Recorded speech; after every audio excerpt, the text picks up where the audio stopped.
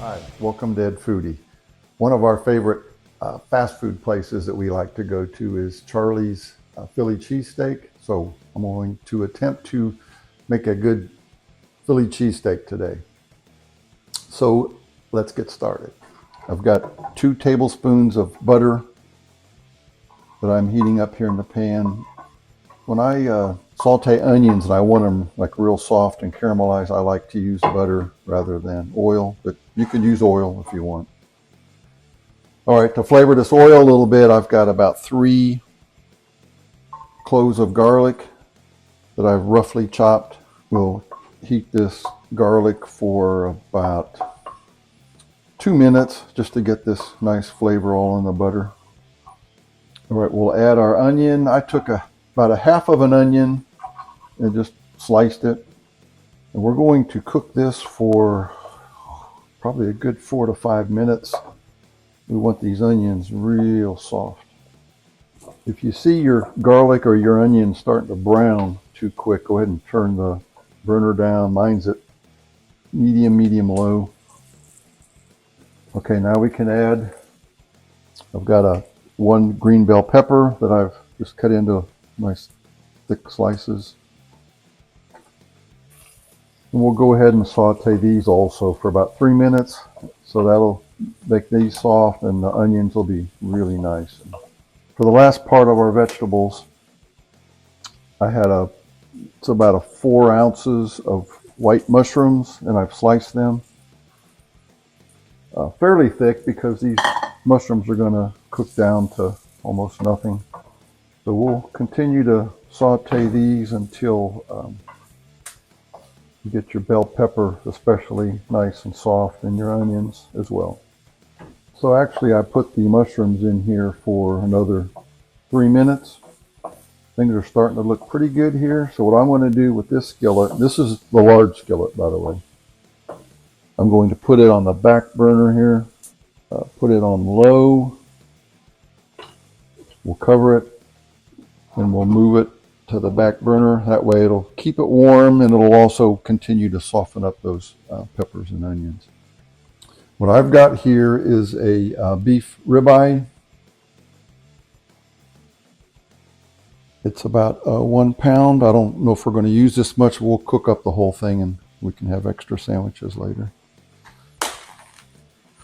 And what I've done is we came home and I put it in the freezer for about 40 minutes, 45 minutes.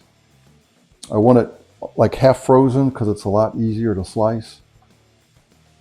And we want to slice this absolutely as thin as you possibly can. Almost like a shaved.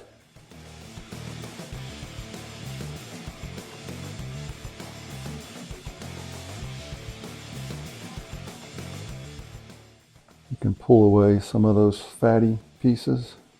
You want to keep some of that fat in there because that's where the flavor comes from. Now, I will tell you, yesterday I was kind of experimenting with this recipe and I used top round steak, extra thin sliced, and our store has that automatically out there.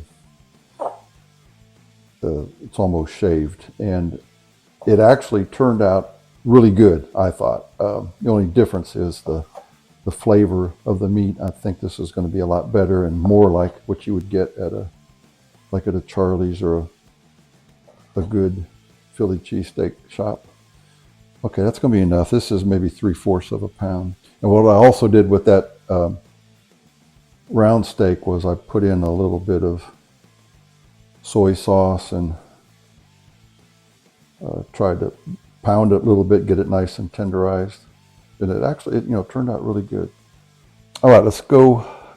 We'll cook up the steak. We'll go ahead and stir up our vegetables a little bit. Yeah, these are coming really nice and soft now. We'll take our 1 or 2 tablespoons of oil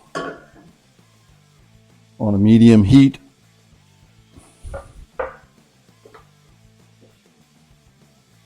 We can add our ribeye steak. the round steak, like I said, it tasted okay, but obviously it's going to be a lot cheaper than using ribeye. I'm just stirring, coat this steak good with the oil. Go ahead and add some salt to taste.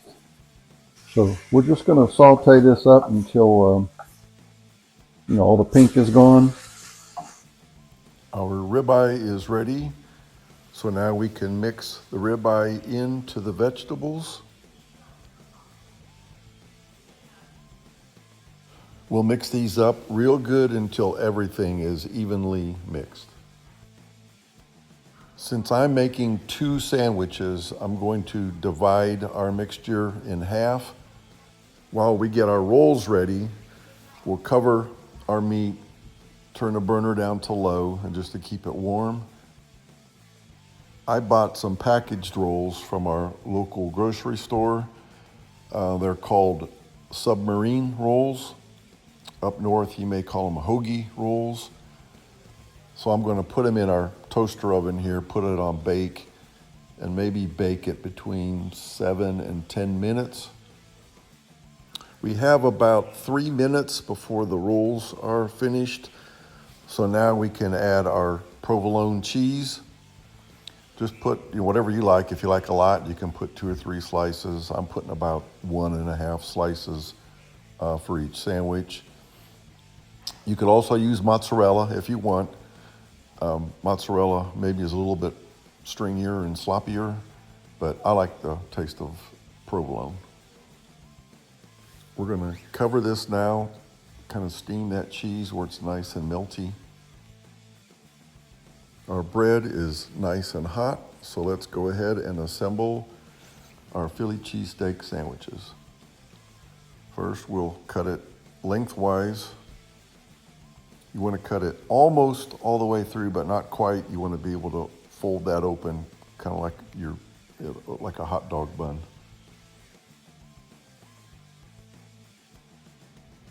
Now, using a nice wide spatula, you can pick up your meat and cheese, place it on your roll.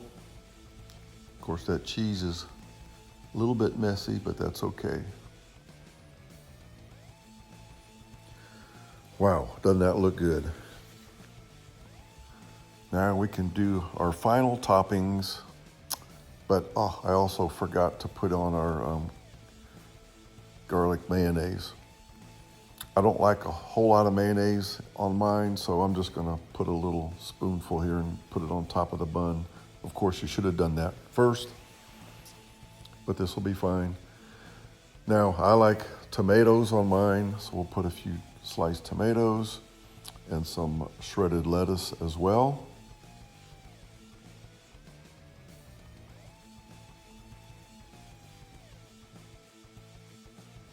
I also like the medium pickled banana peppers on mine, so I'll put a few of those. Catherine likes, when we go out, she likes to get the pickled jalapenos.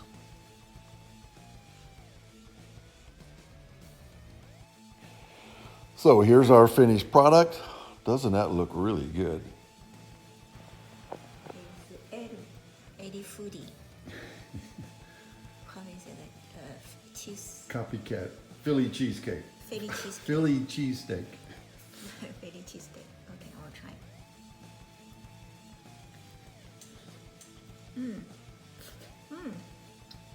Very good.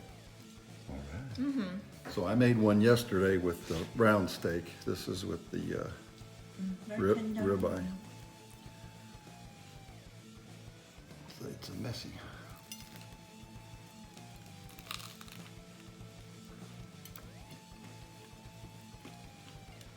Oh, yeah. Good. Really good, yeah. If you like the video, give me a thumbs up. Please subscribe to Dead Foodie right over there. Thank you for watching. Thank you for watching.